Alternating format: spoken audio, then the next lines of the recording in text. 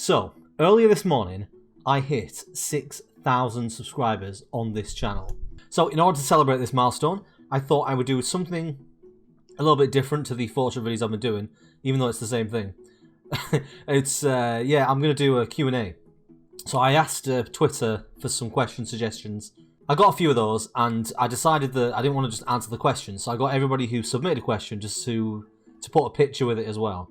I think I chose about 10 questions of the ones I was asked, so I've got 10 pictures that I need to combine together whilst I'm answering them, which I thought was a nice little way of doing it. So, to combine these images together, I need a base image to start off with, and I thought, seeing as this video is about me, I'm going to take a picture of me.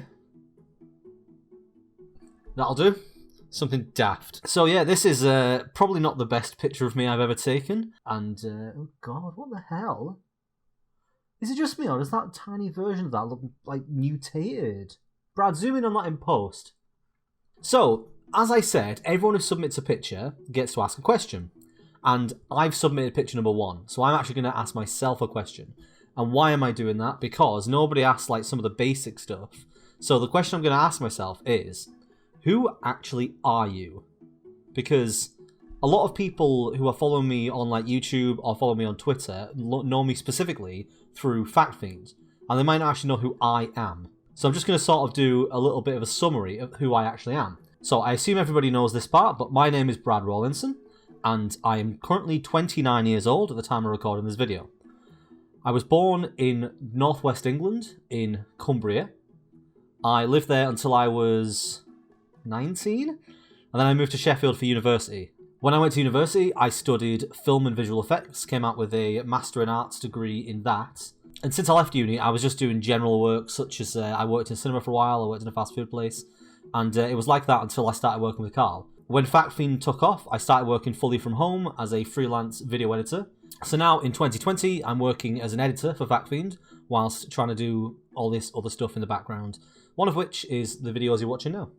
Okay, let's get started with the questions that other people asked. So what I'll do is I'll bring a picture in, and then we'll go to the associated question. The first picture I'm going to be adding that was submitted by someone is, I believe this is a dick pic. Clever. And the actual question associated with it is, if you could have any game remade for modern day, what would it be? And would it be just a HD update or a full remake from the ground up?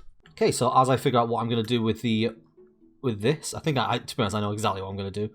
I'll answer that question. Yeah, no, there's various games that I'd love to see a remake of. Mostly old PlayStation 1 and PlayStation 2 games. Because that was the generation that obviously I grew up playing those games. They were a huge part of my childhood. The one game, if I had to pick one specifically, would be Legacy of Kain Soul Reaver. And the reason I picked that is because it is probably one of, if not my favourite game of all time. And the environments in that game are incredible. The story, the concept behind it, the story, etc. And I think that it's one of those games where if it got a remaster now, it would look amazing. Especially the spectral realm, where everything's sort of crooked and... Oh no, it would look amazing. I think in terms of whether or not it would be a HD remake or one from the ground up, I think probably ground up, but it would have to keep the general sort of the way... I think the problem with it is it was a very basic game in terms of the controls. Like, you have a button that you press to hit things, you have a button to press...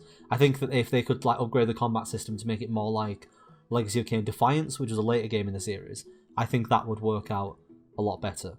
I'm trying to make this look like I've got a giant tattoo on my forehead that just says Dick. It'll do for now.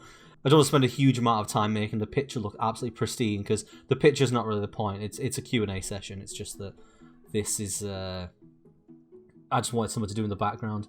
So the next image we have is, I think, a solar eclipse. And this was accompanied by the question, have you taken up any old hobbies or started any new ones during quarantine?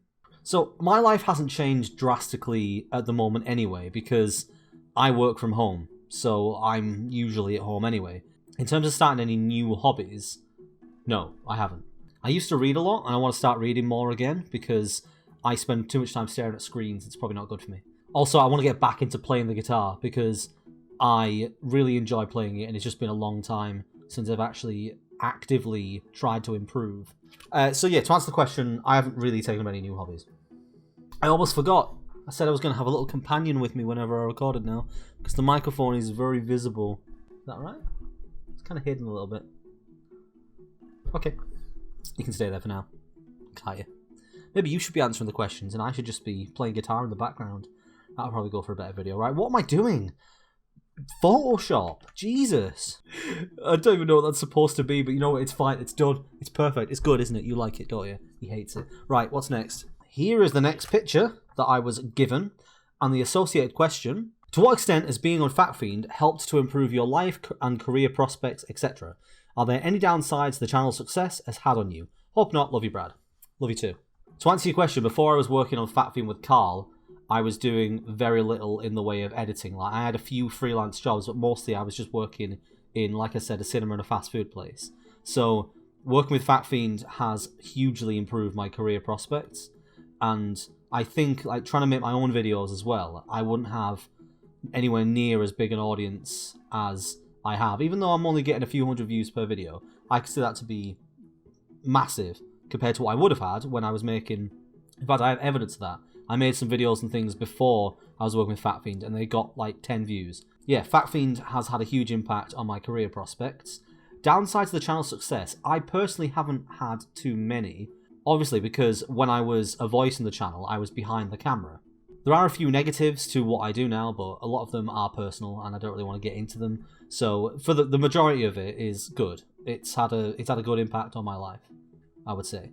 And there we have it. I've added that picture as well. It's a bit of a juxtaposition, though, with crown and dick, but I think I pull it off. Do I pull off the look? Should I get it tattooed right across there? Next up, we got an adorable little picture of a hedgehog. And the accompanying question: what is the dumbest thing you did as a kid? Ooh, there are so many. The one story that comes to mind is when I cannot remember how old I was, but I was maybe 10 or 11. Basically, my mum had a new kitchen put in, I guess. So some of the stuff that used to be in there was put outside to be taken away at a later date. One of which was a fridge freezer. And this fridge freezer, because we didn't want to leave it on the street or ruin the garden, we had a neighbour who allowed us to put the fridge freezer in her front yard, because I think she was away in Africa at the time. So this fridge freezer essentially became a toy. Like, me, my little sister, and my neighbours played with the fridge freezer. We would, like, get in it and, like, move it around and sort of pretend it was essentially a toy for us. And of the people there, I was the oldest and obviously therefore the strongest. So I was the one who had to lift this up and move it around. And there was one particular day when we were playing outside and it had been chucking it down. So everything was soaking wet, including the fridge freezer. And I decided I would try and shift this thing around. And the way I used to do it was that I would lift it up from so it was lying outside. I'll lift it up from the top and pivot it up. So I was lifting this thing up and it slipped out of my hands and it fell straight onto my foot. So I was like screaming out in pain, and then my little sister thought it'd be funny to start laughing at me. So, I went over and gave her a punch. I don't think I broke anything. It did recover fairly quickly, although my foot was swollen for a few days and couldn't get a shoe on it. But yeah, when I think back to stupid things I did when I was a kid, that one always comes to mind because I was this like little child picking up this soaking wet appliance, not realising that if it slips out of my hands, it's going to crush my legs. It's done. It's fine. All right, next question. Okay, so we've had this submitted. No idea what this is. And the question that came with this one: what's your favourite bands or musical genre? I would say the music I probably listen to the most is pop punk, and then I've got a fair amount of like rock stuff and pop stuff. I've got one of those playlists where you press shuffle and you have no idea what genre is going to actually come on next. I think a lot of people have them. You just keep adding more and more songs to it until you've just got this mixture. And whenever you put it on at like a party or something, people are always like, why do you have this on your playlist? Because I used to love this song. In terms of favourite bands, I don't know, I guess like I'm a big fan of Tenacious D. I've always liked Tenacious D. And I was actually lucky enough, I think last year, to go and see them live for Post Apocalypto in London. And actually, hang on, I think I've... what's that? Yeah, here we go. This was it was an actual pick that I ordered online, a pick of Destiny. And my friend Rob, if he's watching, hi Rob, He drilled a hole through it for me so I could put it as a necklace. So yeah, I wore this at the gig. Come on, Brad, get on with your work. There we go. Done. What's next? Someone sent me a lovely meme. And the question that came with this one is, what are your top 3 video games and why? So, as I mentioned earlier, Legacy of Kain Soul Reaver is probably the top 3. And as for the other ones, I don't know, there's loads of games I really enjoy. Like, I don't want to just cite ones from the same generation there, because that was the generation I played the most of. So, like, games like all the Crash Bandicoot games, the Spyro games, the Silent Hill games, Metal Gear Solid games, like all of those are huge favourites from my childhood. Because I always had Sony consoles. I was a Sony boy. In terms of more recently, one of the games I've been playing a lot of is Minecraft. Obviously, if anyone has looked at my other channel, my gaming channel, link in the description. There's I've been playing Minecraft with Nisha. Like, I've been showing her the game because she's never played it before. For a third game, I think, seeing as I've gone for one computer and I've gone for one early PlayStation, so I think I'm going to go with Uncharted: A Thief's End. I love the Uncharted series. The first Uncharted game is probably the game that made me buy a PS3, because a friend of mine had it. It was that and Assassin's Creed, the first one. And I saw it on he had like a 52-inch screen and it looked incredible. And Uncharted 2 was better, Uncharted 3 was better, and Uncharted 4 is like the culmination of all of that stuff. So yeah, Uncharted 4. So yeah, we'll say those 3. But my favourite games always fluctuate, so I imagine at some point in the future I might end up going back and discussing more of my favourite games. I've made some pretty bad pictures in my time. This has got to be up there somewhere. I've tried to put these ears on, but the picture's so low quality. I don't even know. You know what? It's done. It's good. Perfect. I'm going to leave it. Next. Someone sent me a picture of their band playing, and the question they've sent with it. Photoshop tricks are something people spend years learning and using. What's your favourite Photoshop trick that you've come across so far? Here's a random picture of me singing to go along with it. Feel free to improve our crowd size. They came to this a bit late to improve the crowd size, so I'm probably just going to pick an element from it. I suppose I could have my own audience. It seems a bit mean for someone to send me a picture of them playing in a band for me to remove them and just keep the audience. Sorry, the question. Photoshop trick. I don't know about my favourite Photoshop trick. I think something I learned really early on, which I think is really cool, is if you create a lens flare on a black background, just any angle, doesn't matter whether it's centered or around, just a lens flare, and you apply a chrome filter to it, you get this really sort of strange liquid metallic effect, and it's really cool for like sort of making desktop backgrounds, because it looks like if you throw some sharpness on it and throw some colours on, it looks super interesting and almost like mechanical in nature. I'm assuming people have realised by now that I am not putting any care whatsoever into the cutting out of these things. Maybe I'll go back and refine it after the video, but for now, this is what you get. Oh, look how perfect my work is. Wow, I am a professional. Oh god, I have no idea why I'm not really putting much effort in. No idea at all. Okay, next picture. Someone sent me this. Is it a real creature? When I looked this up, it said it was some kind of sea creature, but I don't know if it's actually a real one. What do I do with this? I'm thinking maybe it could be like the puppeteer of me.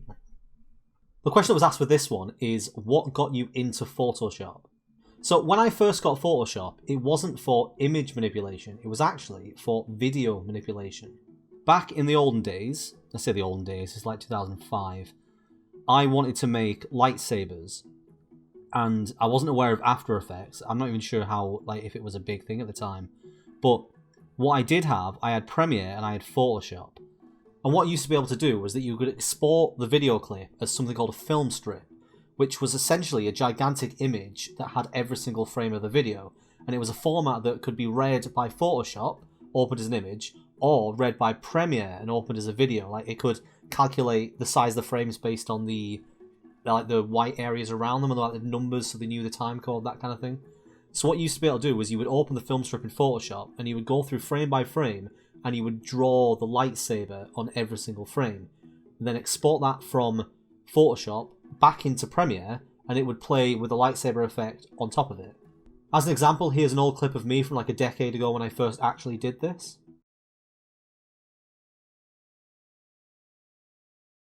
In terms of using Photoshop for actual image manipulation, I cannot remember when I started to do that. I think it was around the same time when I realised that, well, if I can draw a lightsaber on a frame on a video, I can just draw on a picture. So I started to experiment with Photoshop, what it can actually do to images, and that's when I started to do more of the things I did, like the Wolverine claws and the wings and all that kind of stuff. So in this image, I am like the godlike being, the deity that these people in the foreground are worshipping. But the dark secret is that I am in fact being puppeted by this mysterious being in the background. Ooh. As I said, I'm going to go through at the end, and I'm going to actually sort of fix this up so it looks like a more coherent image. Okay, next picture. Right, so there's this. Okay, and the question that came along with this one. What is your favourite factory in Photoshop you have done? I think of all of them I've done, my favourite has to be, and I think I said this last time I was asked as well, is the Gus Fring supervillain one. And the reason why it's my favourite is probably something that might be like considered boring, is it's the first one where I sat down for a long period of time and actually tried to make it look good. Because a lot of the other ones were just like, Carl would suggest something, I would just throw things together into a picture that you could tell what it was, but it wasn't like refined. This one I went through each individual element and was like, how can I make this look like it's actually in the scene? There's a couple of bits of it that don't fit as well as I'd want, like I think the cat on his arm looks a bit weird, but obviously this was the first one where I actually tried to do it, and I'm really proud of it for that. The fact that it's like, particularly things like they changed the colour of the suit, I was really proud of, because I changed his suit from like a dark colour to a light colour, which is quite difficult to do. But yeah, that's one of those ones where every single time I go back to it and have another look, I'm always like, oh, I'm really proud. I'm really proud of that creation.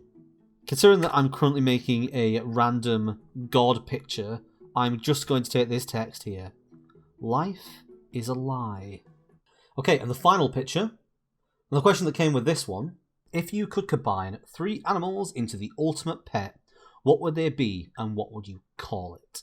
Combine 3 animals into the ultimate pet. I think pet is the important word here. You've got to pick 3 animals that would make a good pet. Like, for example, I really love polar bears. But polar bears would make a terrible pet, wouldn't you? You'd just maul my face off. I think I would have to start with a dog. You've got to start with a dog, because dogs are easy to train, dogs are loyal, like dogs are, I guess, the epitome of what a pet can be. In terms of the next animal, I think I kind of want my dog to have wings. Like, I just think animals with wings are just super cool. So a dog with wings. Let's go with like eagle wings. Just really strong, feathery wings. This awesome little flappy dog. I think for the third animal, I'm going to go a little bit unorthodox here. I'm not going to go for like combining another element of the animal, but more like the musculature and structure of a horse combined with my flappy dog to make basically a giant, strong, flying dog that I can ride. Because then I've got like that. I think that is the ultimate pet. It's big, it's fluffy and like cozy, it's loyal, it loves you, it's easy to train, it's got wings so it can fly around. Yeah, best pet ever. I can't think of a decent name for it though. Tell you what, comment section, open it up to you. What is a good name for a giant, flying, rideable dog? Also, God, get on it.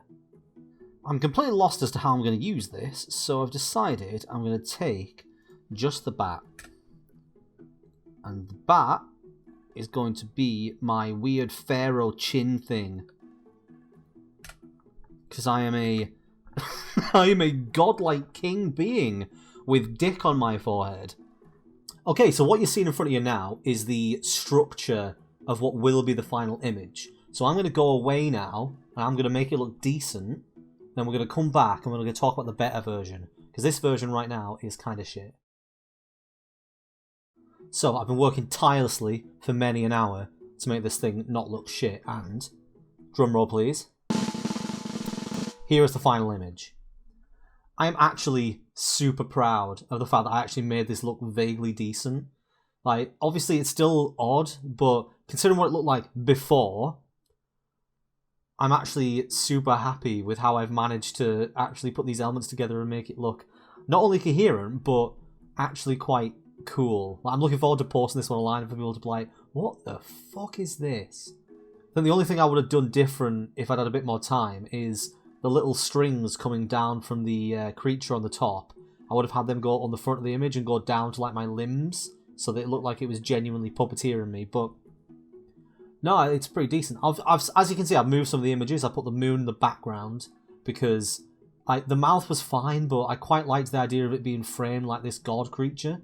Originally, I had the moon behind the head, like a halo kind of thing. I've seen that in religious iconography before, but no, I moved it down because I thought, oh no, ah! It's alright. He's okay. He's fine. Still loves me, doesn't he? Doesn't he? I moved it down because I thought that it sort of framed the image a little bit better and provided a bit of contrast between the amorphous body and the background. But yeah, this was really not how I thought this image was going to come out when I started this video, but... So yeah, that's me done for now. I guess I just want to say thank you to everyone who's watched this video this far, and also thank you to the 6,000 subscribers that are on the channel. I don't know how long it's going to take me to get this video up. I might be more than that by now. In fact, Brad, future Brad, put the exact number of subscribers when you export this video at the bottom here, just so that we have an idea of like where I'm at now. But you know, hopefully when I get to like 7,000, I can do something similar, and people can get an even greater insight into who I am. But I think that's everything I've got to say. I think I'm done. Yeah. What about you? You got anything left to say?